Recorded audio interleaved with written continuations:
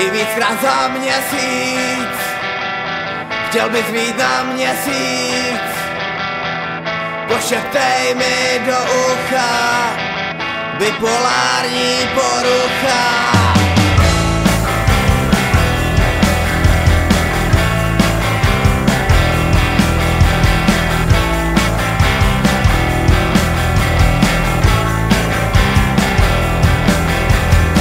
Pak by si skákal radostí, záříš svojí blbostí, pozitivní myšlenky a koukáš se na fenky.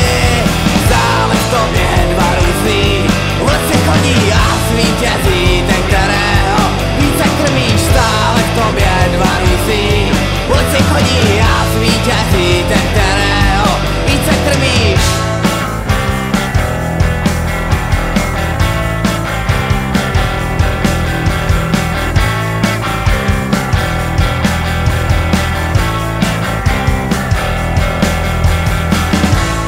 Fredlík v krku máš, sám to dobře taky znáš.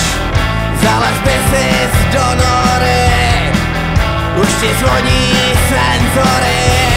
Stále v tobě dva různý vlci chodí a zvítězí ten, kterého více krmíš. Stále v tobě dva různý vlci chodí a zvítězí